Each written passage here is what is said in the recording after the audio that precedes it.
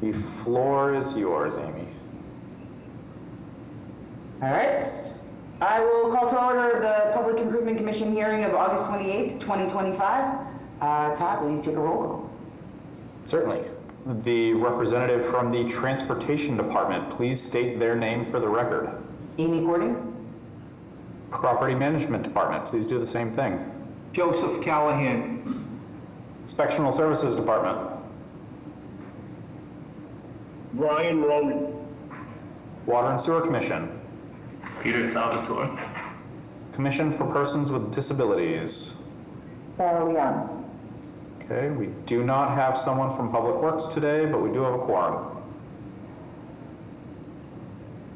Great. At the request of the Public Improvement Commission staff, entertain a motion of the acceptance of the minutes of the PIC hearing held on August 14th, 2025.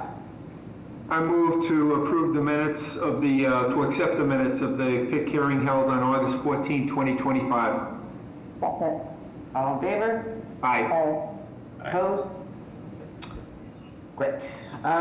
Utility pole hearing number 1, on a petition by Verizon for utility pole installation to relocate one private utility pole within public alley number 418, Boston proper, to be located at the rear of 275 to 277 Beacon Street, generally between Dartmouth Street and Exeter Street.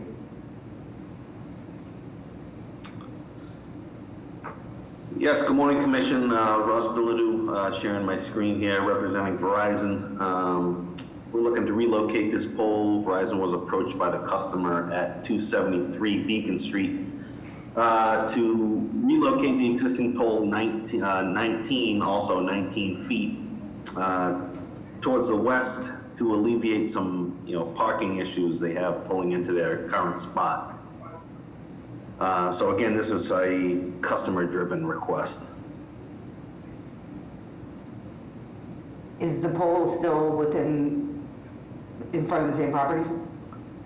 It's moving it's moving down a couple spots, in front of 275, 277. We haven't heard heard anything back from those customers, so. But they have been notified. They have been notified, yes. Okay. Questions or comments from commission members?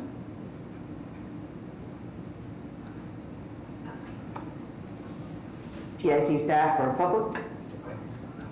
We have some members of the public that would like to give testimony. Oh, yep. I will take this opportunity to remind the public, if you wish to ask questions or add testimony, please use the raised hand function, which can be found at the reactions tab at the bottom of your screen. We do have one person who has appeared in person in 801, Ashley and Chris. Please go ahead and ask them to introduce themselves and add their testimony. Good morning, and thank you for everyone. So this is Thomas Zeitz on behalf of 285 Beacon Street from Lighthouse Building Management. So the owners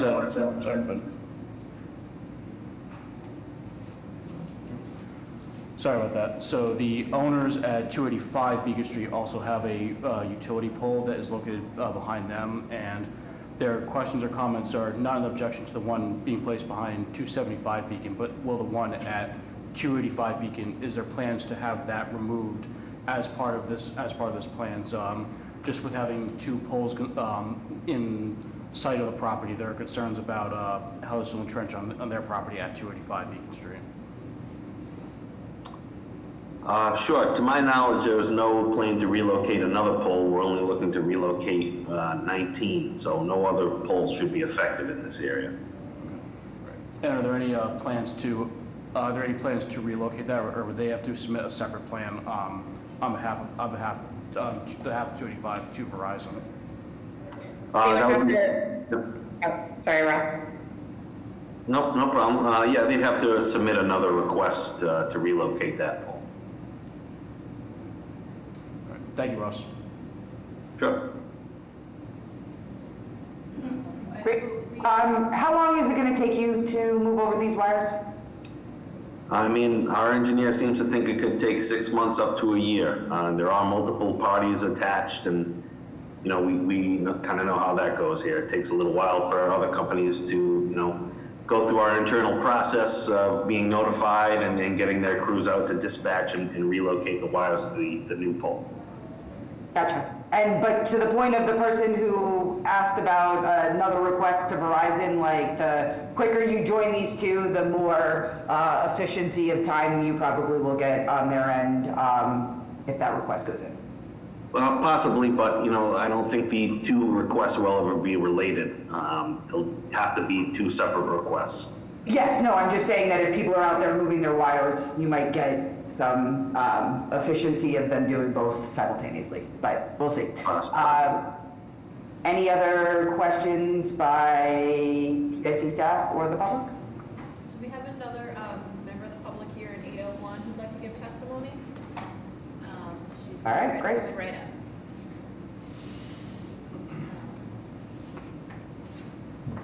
Hello, my name is Victoria Pasella, and I am here representing 273 Beacon Street. We submitted the request for the removal of the post. The reason being for that request is that the parking spot is unusable, and there is a building right across from the three spots that belong to 273, which impedes any maneuvering of any car into any of the spots. And the post happens to be right beside Unit 3 spot, which now interferes with being able to maneuver to the right and the building maneuver really anywhere else. So the only way to park on that spot is by having a tiny smart car or no neighbors being parked beside us and being able to access their spots to get onto that last spot that abuts the pole.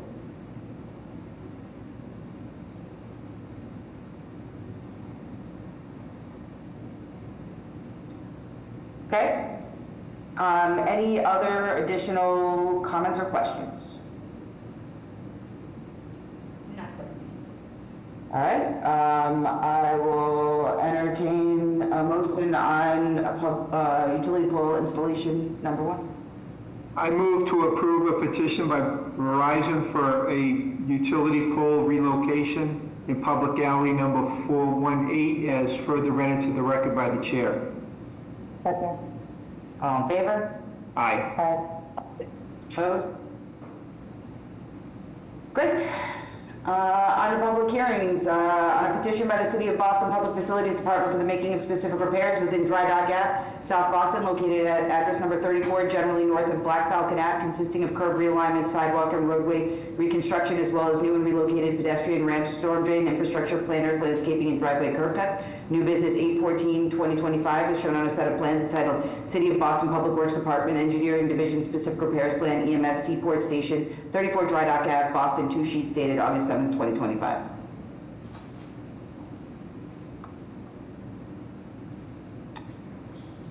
Will the petitioner state their name and tell us what you got? Scott, do you want me to start? Sure, Paul, go ahead. Thanks. I'm here with Scott Dupree from the Boston Public Facilities Department, representing the owner and the developer for the EMS station at 34 Dry Dock Ave. We previously presented on the 14th the plans for public improvements in the future Dry Dock Ave right-of-way. We've had no plan changes since our previous presentation. No plan changes. We've heard from Dolores and Sarah that the plan changes that you see on the plan were acceptable to both of their departments. We finally got a response from Landmarks. They were having some issues with their portal, but they had no comments, and Green Infrastructure had no comments as well.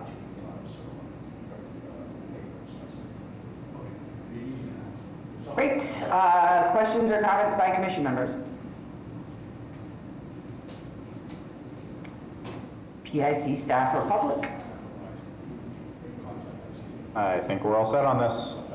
All right, I'll entertain a motion on public hearing item number 1. I move to approve a petition by the City of Boston Public Facilities Department for specific repairs within Dry Dock Avenue as further read into the record by the chair. All in favor? Aye. Opposed?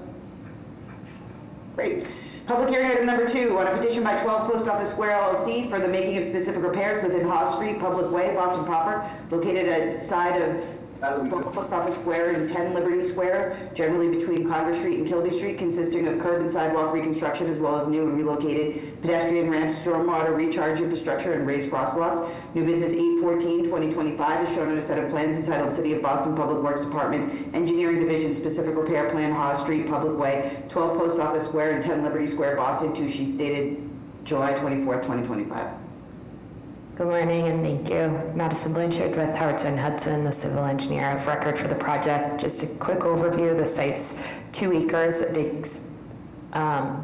There are 2 office buildings on site today, 2 6-story adjoining office buildings. The site's bounded by Haas Street to the north, Kilby Street to the east, Water Street to the south, and Congress Street to the west. The project is part of the Downtown Residential Conversion Incentive Pilot Program and involves converting that office space to residential space. The project will provide 70 units and retain the basement and ground floor level retail and commercial uses. The project proposes specific repairs within Haas Street only, and as you mentioned, these include the installation of recharge wells to achieve the BWSC infiltration requirements, as well as the installation of raised crossings at Kilby Street and Haas Street, and the Haas Street and Congress Street intersections to improve pedestrian accessibility. There have been no changes since the project was presented at the August 14th new business hearing. Questions or comments by commission members? PIC staff or public? All set on this one. I'll entertain a motion on public hearing item number 2.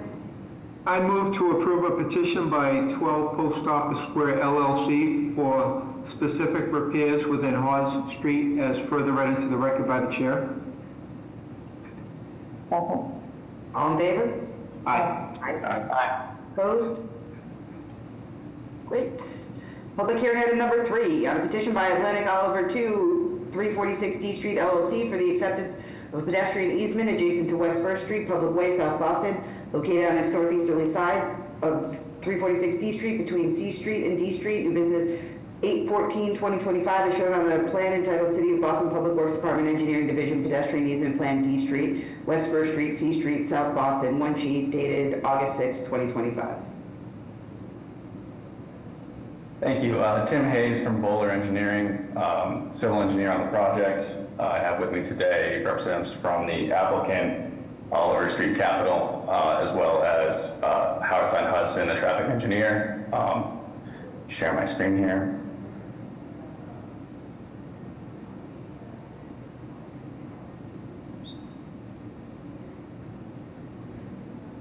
Is everyone seeing my presentation here? Yes. Oh, thank you.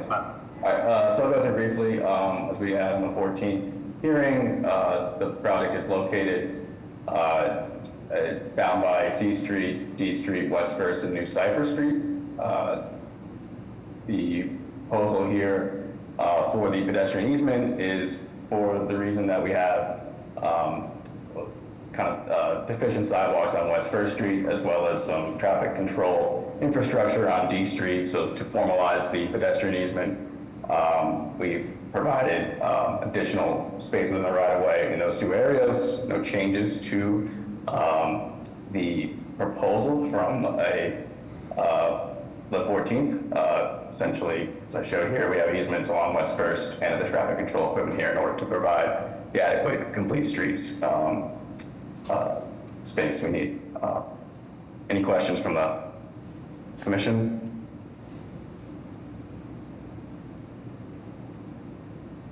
Nothing from commission members, PIC staff or public? We are all set with the easement. Okay, I will entertain a motion on public hearing item number 3. I move to approve a petition by Atlantic Oliver 2, 346 D Street LLC for the acceptance of a pedestrian easement adjacent to West First Street as further read into the record by the chair. Second. All in favor? Aye. Aye. Opposed? Great. Public hearing item number 4 on a petition by Atlantic Oliver 2, 346 D Street LLC for the making of specific repairs within the following public ways in South Boston, consisting of curb, roadway, and sidewalk reconstruction, as well as new and relocated pedestrian ramp, street lighting infrastructure, bike racks, and driveway curb cuts. D Street at address number 346, generally between West First Street and Cypher Street. West First Street between C Street and D Street. C Street generally between West First Street and Cypher Street. New business 8/14/2025 is shown on a set of plans entitled City of Boston Public Works Department Engineering Division Specific Repairs Plan, D Street, West First Street, C Street, South Boston, 3 sheets dated August 6, 2025. Thank you. Again, Tim Hayes from Bowler Engineering. For these specific repairs, we heard a few comments from the commission last time around. I'll start with the simpler comment. We have the request to clarify the 2 reciprocal ramps that we are reconstructing. Those are the ramps across the street from cross on D Street and West First. So we've added some clarity to the drawings here to indicate that those will be fully reconstructed out of concrete. And additionally, there is a small lip on the other reciprocal ramp. Otherwise, it is compliant. We will need to be shimming some pavement there in order to make that compliant as well. And then separately, there was a comment in regards to the D Street access and the curb cut along D Street. We have with us today Howard Hudson. I think Ian McKinnon is here to speak to the comments that we received in the last hearing. Ian, if you're able to jump on here. Yeah, I'd be happy to. So good morning, Chair and Commissioners. Ian McKinnon from Howard Hudson here, traffic engineer for the project. I just wanted to address and comment on the circulation comments that we had last time, on curb cuts specifically on D Street. I think we can all appreciate the short block here, the queuing that exists here, and the concern about vehicles entering and exiting here, trying to navigate D Street. And so what we'd like to talk about a little bit more was how we might navigate D Street. You know, it really is intentioned, and I wanted to mention that the project spent considerable time talking with the neighborhood and the public about this. And so what we proposed and what we really looked at was when and where people are coming from, where service calls are coming out to, because this is a service facility for the future tenant. And what we've arrived at was approximately 85% of the vehicles that come to this site are likely going to be from regional routes, which will use the Hall Road to Cypher Street and take a right into the site. And the intention is to also take a right out at C Street, one of those curb cuts on the left side of the screen that you see here in front of you. So virtually all traffic is going to be right in and right out, because that's closest to almost all of the destinations for where staff and service calls. What's really driving the need for this D Street access is infrequent truck access. And so this facility serves as a service facility for utility poles, and those come on longer trucks that need to be able to pull through this site. These are long WB50 equivalent trucks that will come again via Cypher Street and exit out of C Street, so we expect again a right in, right out. Unfortunately, given their length, they're not very easily maneuverable on a site like this, and so the goal is to really have that pull across the site scenario so that we don't have to reverse off any public streets or have to enter the neighborhood or West First Street at all. So that's sort of what's driving a little bit of this. Those deliveries are, like I said, infrequent. We've been told every other 2 weeks or so. It would be a very early morning, and there's the potential that we could schedule these deliveries as well so that there isn't any storage issues or blocking. We have run auto turn for this. We're happy to share some of this. These maneuvers do not cross the double yellow center line. And so what the tenant does also intend to do is to use some range boosters to control the gates here. That would also allow for virtually no waiting time because the site is fully secure. There's gates on all 3 curb cuts. So I also wanted to mention this facility has 2 shifts, one starting between 6 and 7 in the morning and ending around 3 and 4 in the afternoon. So really the activity of this facility does not coincide with the street peaks, which are typical your commuting hours between like 7 and 8, 4 and 5. There's also a night shift, but that again is overnight and wouldn't have any feedback here. So based on sort of the community feedback and frankly, the nature of where the site is, most of all the destinations are to the west, to the north and south. And so we really don't foresee a large need to use the intersection of D Street at West Service, which is sort of what's driving this access. So we also are doing a post study, a pre and post study, and we'd be happy to share any of that traffic data related to that as well. So Tom, anything else you wanted to add? Just the pre and the post traffic data, part of the ZBA process, we had agreed to share that with the neighborhood. During the BPDA process for the change of location, we were asked to go and meet with community leaders, which we did, and they were accepting of our pre and post traffic study. But I think you've hit everything else, Ian. And as Ian says, we'll share that data with the city also.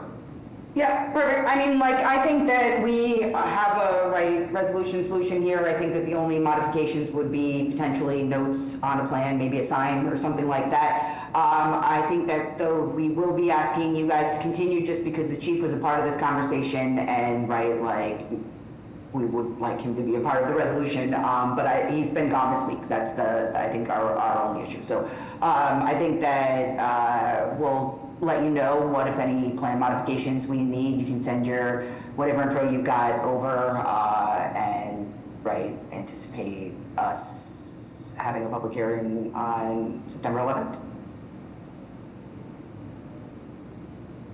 Does that work? Thank you. Yes. Perfect. Thank you. Great. And we can do the projection license, right? Like, I don't think that has any connection to that, so it's just the specific repairs that we have lingering. Thank you. All right, any questions or comments by commission members? PAIC staff or public? Nope, we're all set with continuing this to the 11th. All right. I'll entertain a motion to continue public hearing item number 4 to September 11th. I move to continue public hearing number 4, petition by Atlantic Oliver 346 D Street for specific repairs in the area of D Street, West First Street, and C Street, to move it till the September 11th Public Improvement Commission hearing. All in favor? Aye. Opposed? None. Great. Public hearing item number 5 on a petition by Atlantic Oliver 346 D Street LLC for the granting of a projection license for the installation of a canopy over the portion of the sidewalk within D Street Public Way, South Boston, located on its northwesterly side at number 346, generally between West First Street and Cypher Street. New business 8/14/2025 is shown on a plan entitled City of Boston Public Works Department Engineering Division Projection Plan 346 D Street, South Boston, one sheet dated August 6, 2025. Thank you again, Tim Hayes from Bowler Engineering.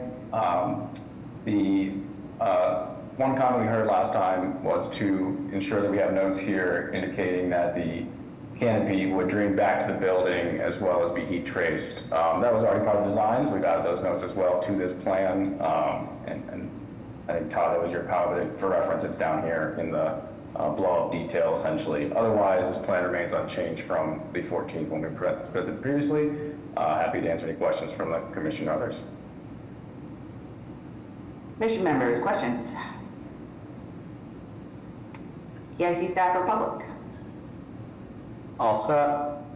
I will entertain a motion on public hearing item number 5. I move to approve a petition by Atlantic Oliver 346 D Street LLC for the granting of a projection license on D Street as further read into the record by the chair. All in favor? Aye. Opposed? None. Great. Public hearing item number 6 on a petition by NSR Electric Company, DBA Eversource Energy, for a grant of location to install electric transformer vaults and associated infrastructure within Whitby Street, Public Way, East Boston, located at address number 16, generally northwest of Ford Street. New business 8/14/2025 is shown on a plan entitled City of Boston Public Works Department Engineering Division Grant of Location Plan. Plan of transformer manhole for PIC 16 Whitby Street, East Boston, one sheet dated August 2025. Hi, good morning. It's Katie Flaherty from Eversource Electric. So we are requesting to install conduit from pole 22804 and one new manhole with a transformer in the sidewalk to the private property. And the work is necessary to supply electric service to new construction at 16 Whitby Street. I do have a plan that I'm going to share.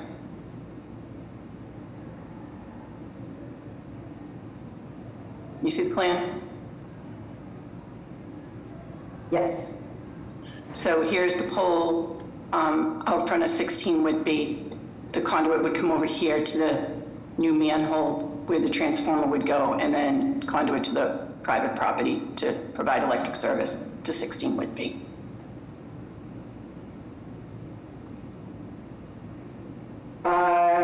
Okay, great. I will note that I think that we are going to be asking you to continue this action as we have a variety of outstanding agreements, documents, plans, and stuff that we're waiting on, but we can continue any further comments or questions related to this item, if there are any, by commission members? Okay. PIC staff? Amy, oh, excuse me. I did speak to my supervisor Kelly yesterday. I know that if it's Mylar plans that you're waiting on, they have been ordered by our contractor who does that's for different jobs, I believe. I'm not sure. Yeah, and we also have some outstanding agreements. I think it's just like this is the we're throwing it out there. We'll find 2 weeks to have a conversation about where those things are. Okay, understood. Can you guys hear me? And now. Go ahead, Oh, okay. Hi. So, hi, this is Kelly Correa at Eversource. I did convey back to the city. So, like Katie said, the Mylar plans have been ordered. I've reached out to our contractor to get an ETA. Obviously, we don't do them in-house, so I can't control their time. The other agreements we're waiting for were agreements that we'll be dealing with Chong Lu on. And I actually was in contact. Chong did reach back out to me, so we are I know the process. I didn't realize we had those agreements. Oops, sorry. I didn't realize we had those agreements that we had to do, but I know that now, and Chung did reach out, so I'm in contact with him. So if we could just knowing that we're moving forward with that and we've been in touch with the city, can we just move forward as opposed to continuing? I think that we'd like to continue this one for 2 weeks, and then, we can have, our chair isn't typically here, and, Chung's not here to speak to this, so I'm confident we can get resolution within 2 weeks, but I think that we have a critical mass of outstanding documents at this point. Understood. Any other comments or questions?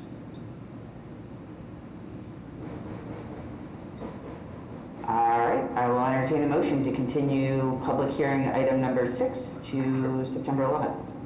Nothing. Okay, we need the update. Okay, and the glass. Go ahead. I move to continue public hearing agenda item 6, petition for a grant of location on Whitby Street till the next PIC hearing on September 11th, 2025. In favor? Aye. Aye. See you on September 11th. Thank you. Public hearing item number 7 on a petition by Verizon New England Inc. for a grant of location with lead company status and no participants to install new telecommunication infrastructure with the City Shadow conduit within Englewood Avenue Public Way, Brighton, located general between Chiswick Road and Sutherland Road. New business 8/14/2025 is shown on a plan entitled City of Boston Public Works Engineering Division Grant of Location Plan Verizon 97 to 122 Englewood Avenue. Proposed conduit installation, one sheet, dated July 2025. Good morning once again, Commission. Ross Billadu representing Verizon New England. Again, I presented this a couple weeks back. Again, just a quick wrap up. We're looking to extend conduit with city shadow from our existing manhole located at the corner of Chiswick Road to Englewood and Englewood Ave, approximately 294 feet, to a future shared handhold to be placed by Crown Castle. Again, this is to extend fiber services along this area. I don't believe there was any questions or concerns at the last, at the new business hearing, so I don't have any further than that. Questions or comments by commission members?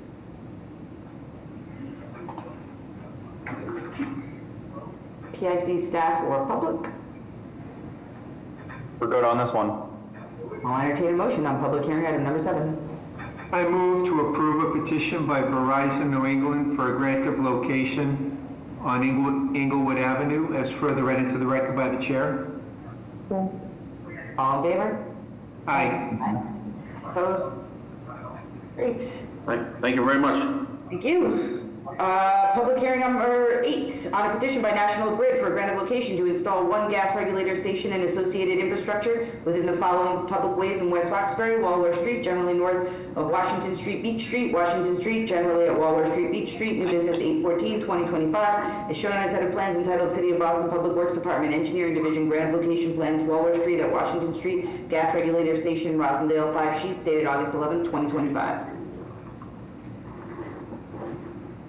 Good morning, Commission members. Peter Nagel from National Grid, being joined by the project engineer for this, Sam Waifo.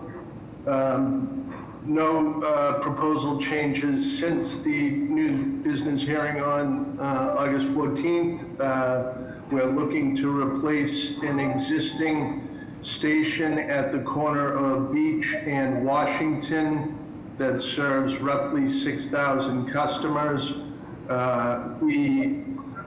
During the initial process, we looked to move the facility off of the public rights of way at several locations in the area, and all of those attempts were unsuccessful.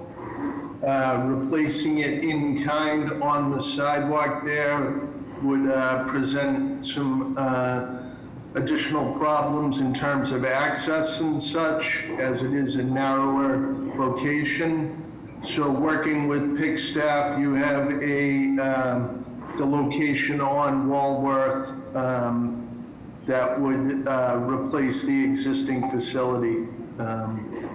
It's an intermediate to low pressure, and again, it will serve roughly 6,000 customers in the area. Great. Questions or comments by commission members? PIC staff or public? All set on this. Thanks. I'll entertain a motion on public hearing number 8.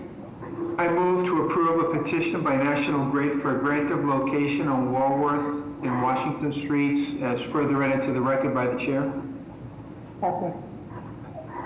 Favor? Aye. Aye. Opposed? Aye. Okay, on to new business. New business. Oh, thanks. New business item number 1, 36 to 40 Sprague Street, Hyde Park, specific repairs on a petition by LHCD Sprague Owner LLC.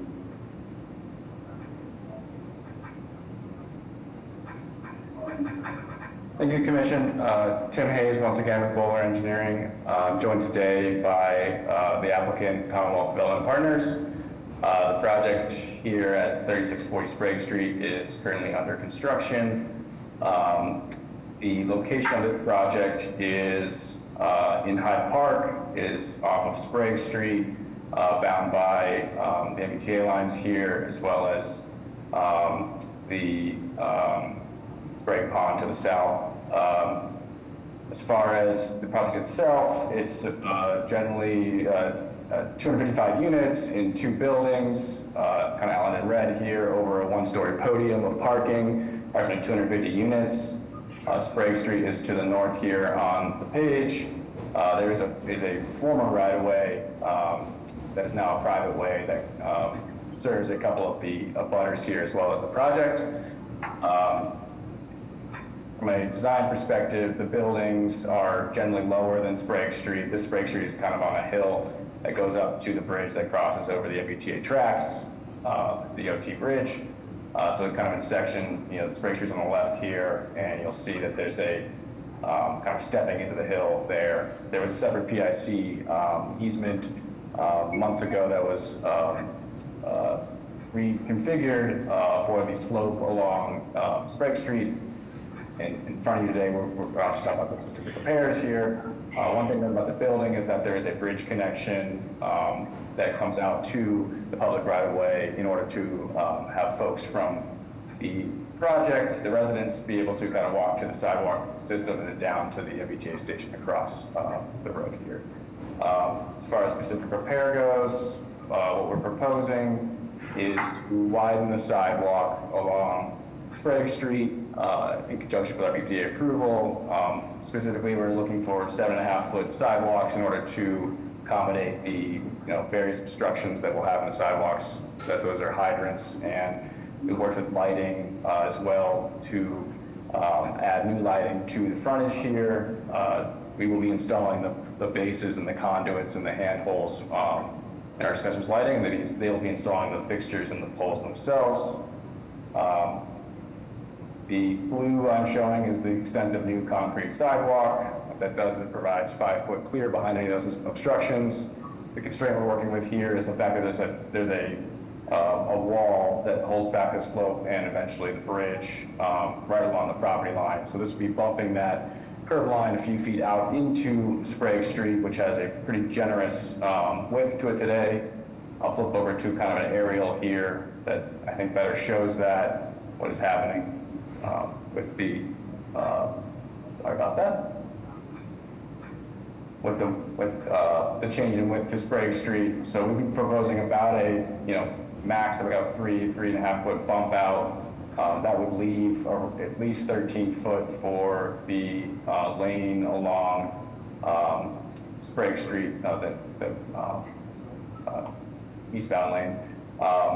But the parking you see here is actually not legal parking. There's not a parking lane there today, so I think we leave a generous enough lane width there with the yellow center line as it is. And then, I guess to kind of further clarify, that widening of the sidewalk here would then feather back into the existing sidewalk as you hit the junction with the bridge here. So we'd be widening basically all along the frontage, new curb ramps on either end of our new driveway, and then tying back into the existing sidewalk system, further plan left here. And then the bridge location for connection to the building is generally in this location over here. Let's see. And other than that, I don't have anything else to present. I'm happy to answer any questions or comments from the commission. You noted that there is parking, but it's not legal. What is there? I don't think there's any signs out there to suggest otherwise. My understanding is that there's been some contractor parking over the last, few months while this thing has been under construction. We're happy to, I guess, install the parking signs that should be there. Yeah, if the regulation, that you're going for is no parking, then we need some no parking signage up there. Certainly. Amy, can I jump in? This is Jeff Quinn. I represent Commonwealth Development, and I'm part of the ownership group of LHCD. Boston Police has said they were going to go ahead and put, when we're finished with the sidewalk, they were going to add in no parking signage for that area, so that should be in process already. And just to add to what Tim said so far is streets like Michael Sinatra and those guys for the lighting. So we added the lighting for their request, and then we also added the additional. And the reason why the sidewalk's going out is to have the clear 5-foot, ADA path all the way. So we're bumping out the sidewalk and curb to meet those requirements. So I think we're hitting all the requirements from all the agencies. And I just wanted to say, and I know we're working with Ben's son and Julia Campbell. Ben has been out, but we were expecting an MOU from them because we're working with them on fixing some repairs in the street, and then also looking to have them, repave the street. So we're just waiting for the MOU on that, but we'd really like to get the sidewalk work and the curb work done as soon as possible, just so that we can be ready to repave the street and fix the street as needed. And, so I guess I'm just, if we can keep this moving and get an approval on PIC or, on this process while the MOU is being completed. I guess Jeremy Bardsley is the attorney who's working on the MOU. But like I said, Ben's son's been out for a while, and our contractor, Metric, is dealing with them directly. But I just wanted to state all that to kind of, that it's critical that we get the sidewalk work done, for you guys. Yeah, I think no objection there. There is an outstanding MOU that I believe that the chief will desire prior to your public hearing, but we have 2 weeks for that one. So we can wrap up any lingering coordination there. You mentioned signage being provided by BPD, which is not a thing that would happen. So I think that we'll want to understand the signage component of the no parking signs here and where they come from, because they will not come from the... Okay, maybe it was streets. I know that the Boston Police spoke with our contractor on site and said they were going to start posting, they were going to have signs installed that says no parking.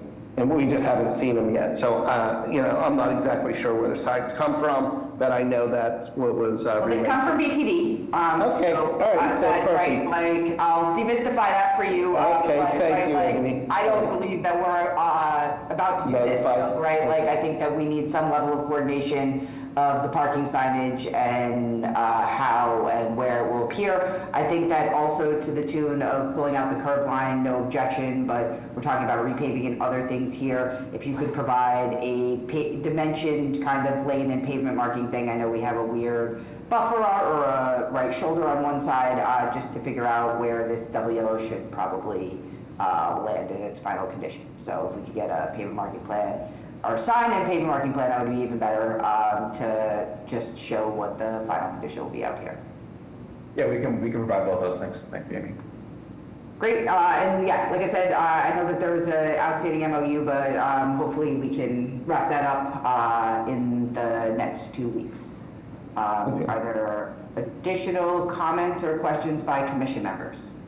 Yes, thank you so much to the team for this presentation, as well as incorporating our feedback about the widened sidewalk, especially with the addition of the no parking signs in the future. I think this will be a great benefit for both residents and visitors, as well as MTA customers traveling to the station.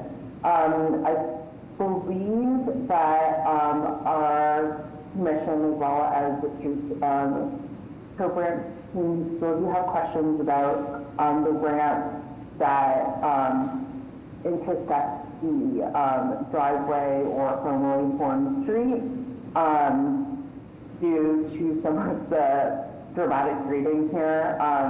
We had a few comments about some areas being flat in order to make the ramps compliant because the detectable warning is so far away from the crosswalk, and they should be in closer proximity. So we're happy to send our comments back to you sometime this week. I think we've got updated sometime last week, so we apologize for not getting those comments to you prior to this hearing. But we also did want to ask if it was possible to have this intersection designed as a driveway, since it is essentially functioning as one, and wanted to get the team's take on whether or not that would be feasible due to some of the grading here. And yeah, thanks, Sarah. We'll definitely take into account the comments on the ramps, and we can work with you guys on that. On the driveway component, we did look at that previously. So what is happening on formerly Horn Street here is that the grades drop off pretty dramatically, quickly. So they're in the 7-8% coming down this, driveway already. So to add an apron and then add another half a foot to that, I think is kind of exacerbating that situation. So we kind of took a look at that, and with the abutters that we have to hit, we didn't want to re-get their property either. So to be able to provide their access, they have some parking off of this private way. So we thought it was, because of those reasons, to keep it a kind of more of a traditional, I guess call it street opening, to not further exacerbate that grading issue. Appreciate that response and happy to circle back with my team on that. Thank you. Thank you, Sarah.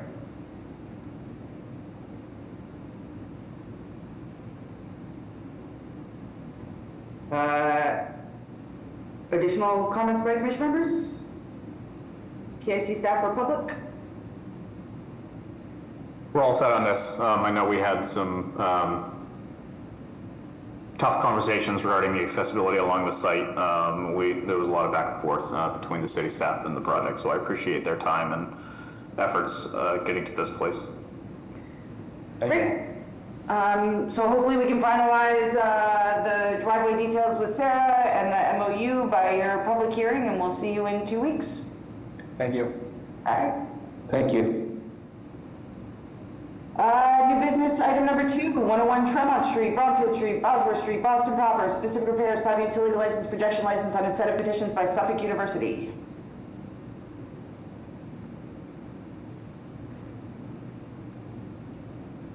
Yes, good morning, members of the commission and members of the public and staff. My name is Elisa Arriaga. I'm with VHB. We're the engineer of record for the project.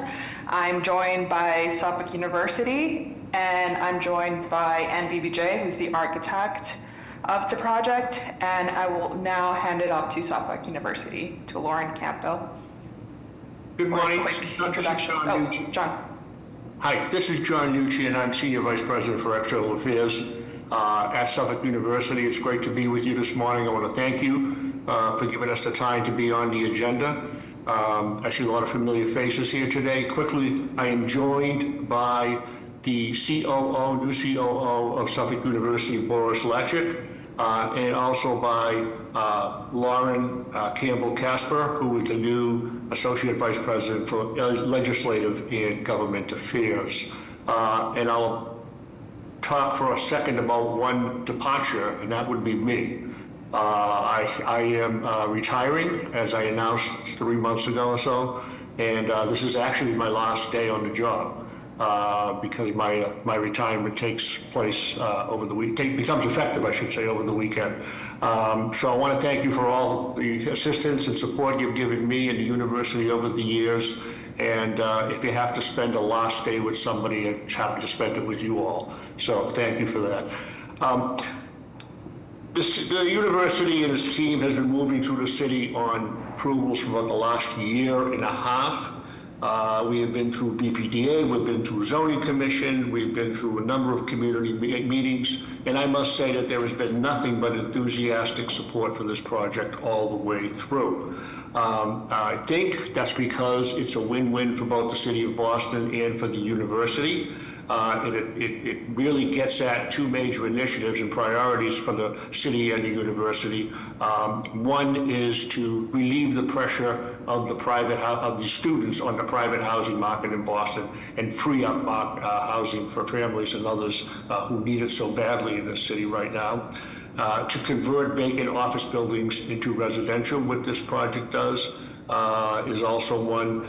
And really to take this project and hold it up as an example of what a university can do to an area, what a residence hall can do to an area. We believe it's going to bring light, it's going to bring spending power, it's going to bring safety, it's going to bring activity, and that's a major plus again for the university which is located in that area, and also for the city of Boston, who holds those as important initiatives. We are ready to start. We're eager to go. With that, I'm going to turn it back over to Elisa Arriaga from BHB for her presentation. So thank you very much. Thank you, John. So today we have 3 different actions for this project. We have specific repair plan, utility license, and projection license. Can everyone see my screen? Okay, so we will start with specific repair. So this project is located in the downtown neighborhood of Boston. It is bound by Bosworth Street to the north. There's an existing building to the east, Bromfield to the south, and Tremont Street to the west. The building footprint will remain the same. That's being maintained, and all the conversion work is going to be internal to the building. The building also sits over a basement, and there are areaways underneath the sidewalk that are used for mechanical and electric space. So in terms of improvements, we will be reconstructing the concrete sidewalks all along Tremont, Bosworth, and Bromfield Street, and we have regraded the area to make sure everything is ADA accessible.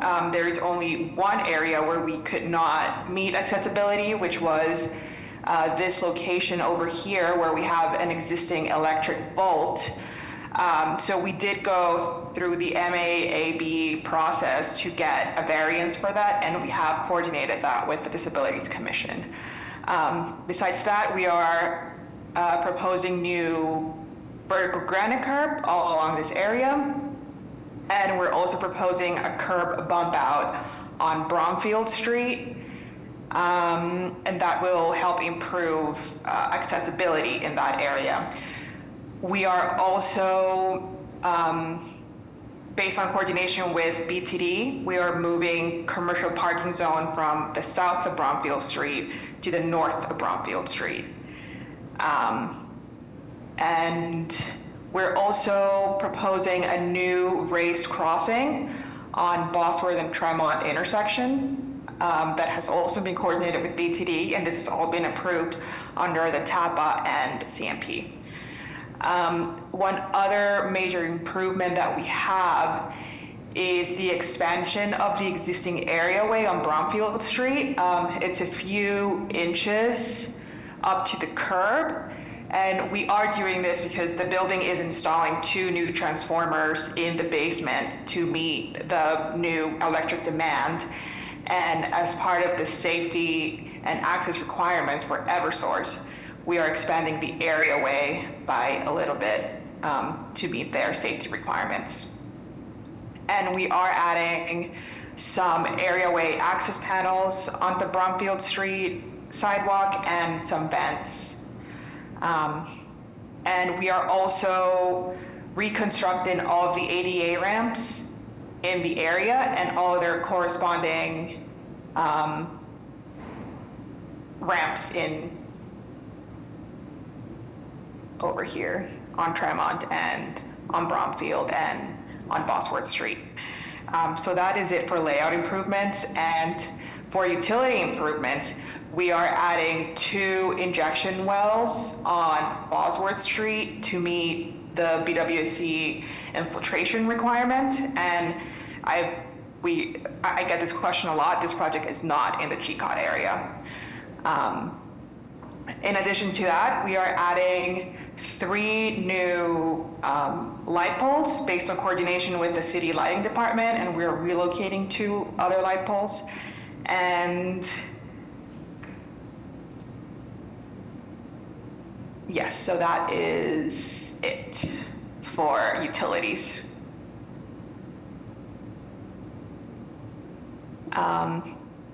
Do we want to do questions now, or do we want to wait until the end? Yeah, let's finish your presentation and we'll go through all the questions. Okay, so that is it for specific repairs. Now we are going to go through the utility license plan. So the university is proposing a new telecom connection that goes from 120 Tremont, which is also owned by Suffolk University, and it will go across Bromfield Street all the way to the new to 101 Tremont Street. That will be a 4-inch conduit duct bank, and it's a 2x2 configuration, as you can see below. And based on coordination with PIC, we are adding 2 new plaques that say private utility crossing.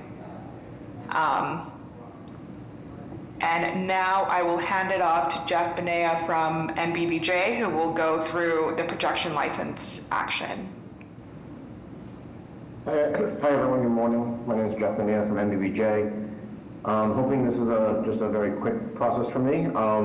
This building is a pretty existing building. It's an old building, and it has a few projections over the property line, and the university would like to formalize those projections with the city, as it's never been formalized previously. There's an existing canopy along Tremont Street that runs along the face of the building. Again, it's been there existing, and the structure is integral. The canopy structure is integral to the building, so it's been there the entire time. Additionally, there are cornices up higher that project over the property line as well, and those are, again, part of the existing building structure and the existing building layout, and just has not been formalized with the city previously. No changes. We have no changes to the exterior except for new windows, but any of the canopies, cornices, or the brick itself is remaining as is.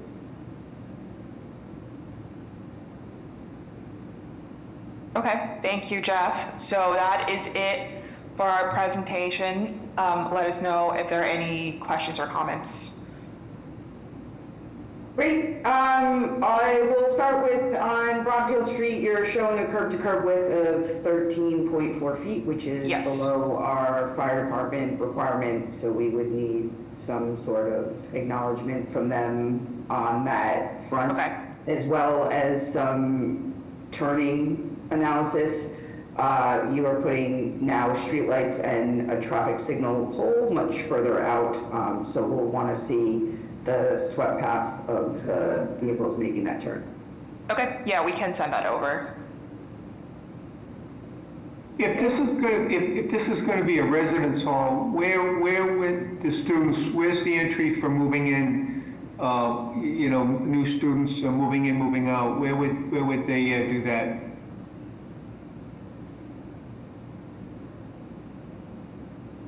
What we normally do is set up queues in areas close to the residence hall. This is what we do with other residence hall, and we stagger the appointments in such a way that there's not a backup. It's done by appointment, by section, and it works pretty good everywhere else, and we're hoping it'll work as well here. And would it be Tremont Street, the main entrance, or one of the other? Tremont Street would be the main entrance, yes, but cars have to do the drop-off quick and move on off of Bromfield. But there'll be no parking on Tremont Street. Okay, thank you.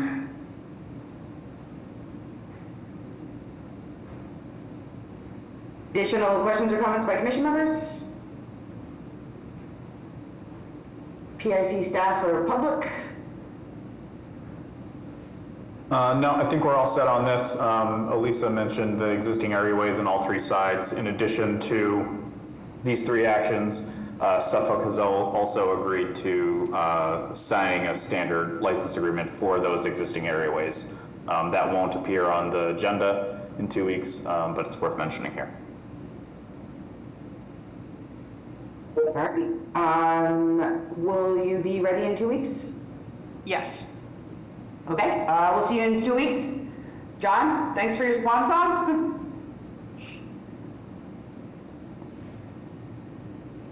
New business, item number 3, 175 Alfred Street, Dexter Street, Charlestown, grant application on a petition by Crown Castle Fiber. Hi, good morning. My name is Sarah Feely from Crown Castle. I also have with me today a permitting supervisor, Brandy Spezzano, and Mark Vignani, who is a network construction manager. So Crown Castle is proposing a grant of location to install 1,624 feet of communication conduit, which I'm trying to share my screen. There you go. Starting on, excuse me, I'm sorry, starting on Alfred Street here and then heading towards Dexter Street. There are going to be, we're proposing 4 manholes. If you're presenting a plan, we're not seeing it. Oh, okay. 1 second. Oh, my apologies. There it is. Can you see it now? Okay, good. So it's starting on Alfred Street and then heading towards Dexter Street. We have a full scope of the map here. I know it's kind of hard to see, so I'll just go through along the way. But we have 4 proposed new manholes for Crown Castle, and this project will ultimately end at a Crown Castle proposed handhole that will be at the intersection of Alfred Street, which is Alfred and Dexter Street rather, which is seen right here. The total, like I said, footage is 1,624 feet, and it's starting out at an electric manhole, which we do have a breakout letter for. We've also received word from all the agencies required by the PIC office, with the exception of the Green Infrastructure, the Office of Green Infrastructure, and the Boston Landmarks Commission. There was some requests given to us by the Department of the Disabilities Commission, rather, and we were able to make those changes and answer all the questions that they asked. She did approve the revision as well. And we were recently in talks with Lisa Chow at VHB. There have been some talks and comments about possible shared trench, but at this point in time, we don't have anything set on that yet. So I believe that's all I have. I can pass it over to Mark Vignani for some additional information in regards to the project. Mark, would you like to go over the project a little bit? Yeah, sure. Mark Vignani, Crown Castle. Good morning. Thank you. So the reason for this is we do have an existing fiber with the same A and Z location. We have a fiber that goes through the Eversource conduit, excuse me. And we did try to proof that conduit from Eversource, and it is damaged in 3 different sections along the pathway, which we also have a damaged fiber in there, which we have dispatched multiple times for outages. So that's one of the reasons. Eversource also did indicate that the current substation may be going away in the near future, and they would have no reason to keep that conduit. So that's another reason that we're doing this, and it would keep us, out of harm's way for the near future things that are going to happen in that area. All right, great. Thank you, Mark. So I believe that's all we have to present the commission at this time. Great, I will make 2 comments regarding coordination. One, that you provide your plans to Eversource based on their proximity, and that you are coordinating with the Trimont battery storage facility. I do know that we have provided, I believe, and Brandy can, my supervisor can confirm, we have submitted the plans to Eversource already. And you said the second one was the Trimont battery storage facility. Okay. Yeah, so if you can resolve all your coordination and provide any of all of that to Todd prior to public hearing. Okay, thank you. That sounds great. And just to clarify, Lisa Chow was the engineering consultant for the Tri-Mountain Energy project. Oh, okay, good to know. So let's just make sure that you're continuing to work with her and that between now and the next 2 weeks, you can confirm that the Tri-Mount project and your project are not trying to get into the same space in the street. 'Cause that would be a problem. So just make sure that's all wrapped up. Yeah, so there's a sharing a trench piece, and then there's just that you're not going to land proposed stuff in the same location. Got it. Thank you. Additional questions or comments by commission members?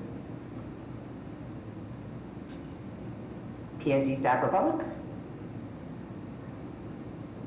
All right. Other than that, we're all set. Great. All right. Thank you, Chad. See you in 2 weeks. Thanks. Thank you.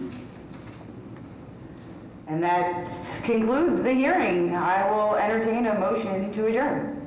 I move to adjourn. Second. All in favor? Aye. We made it for you, Sarah.